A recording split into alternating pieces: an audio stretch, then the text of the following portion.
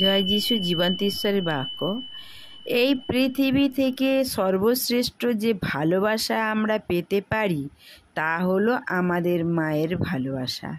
যে মুহূর্তে তার গর্ভে একটি সন্তান ধারণ হয় তখন থেকে মায়ের ভালোবাসা তাকে ছায়ার মতো অনুসরণ করে।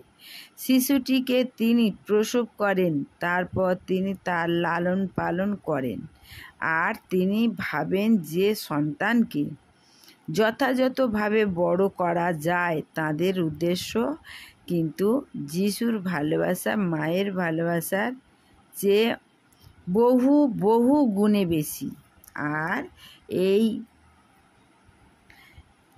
সেই ভালোবাসা আমাদের পরিপূর্ণ হতে হবে।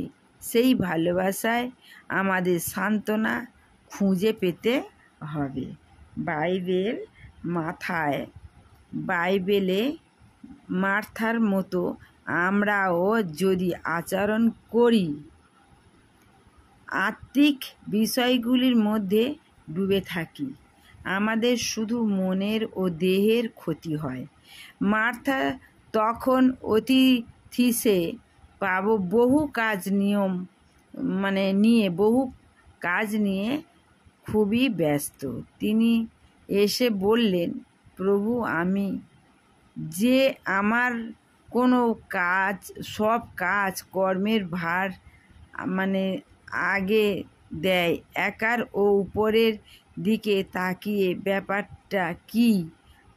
ওপারের কাছে কিছুর নয়, ওকে আপনি বলুন ও যেন আমাকে একটু সাহায্য করে। কিন্তু প্রভু তাকে উত্তর দিলেন, মার্থা, তুমি তো অনেক কিছু নিয়েই তুমি চিন্তিত, বিচলিত।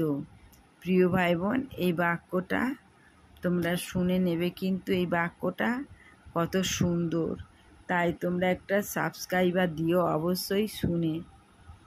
জয় যিশু, জয় যিশু, জয় যিশু।